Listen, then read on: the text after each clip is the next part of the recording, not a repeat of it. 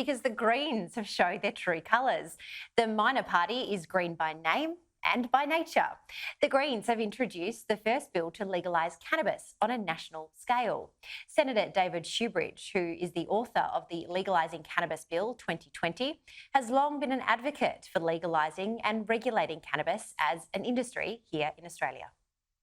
I move that the following bill be introduced: a bill for an act to provide for the registration of cannabis strains, the regulation of cannabis and the establishment of the Cannabis Australian National Agency and for related purposes. I present the bill and move that this bill may proceed without formalities and now be read a first time.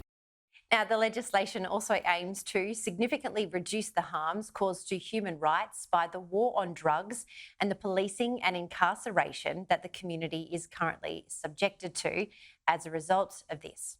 If successful, the bill will also remove penalties applicable to children, including prison sentences, as a result of, and I quote, current cannabis offences.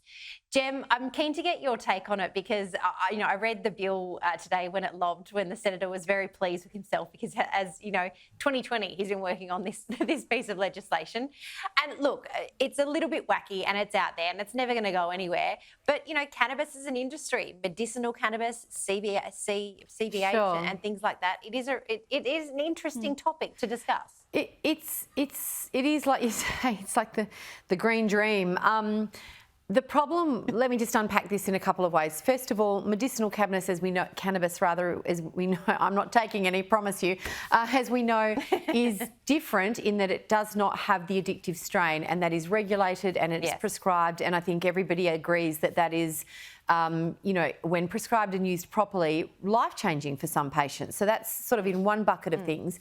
But in terms of just a free-for-all and letting anyone just, smoke up and light up wherever, this is what the Greens are about. They are about just this absolutely reckless disregard for anything that sort of looks like structure and adherence to law. And I think there's merit in legal reform around certain things. Evan Mulholland down in the Victorian Upper House is talking a lot. He's a Liberal Party member who's leading the way on law reform, particularly when we talk about younger people and incarceration rates. So let's not put people in jail for things that are like annoying or irritating or not good for the community. We reserve jail for people who are a danger to the community, and I think there's space in this area to discuss law reform as it applies to cannabis.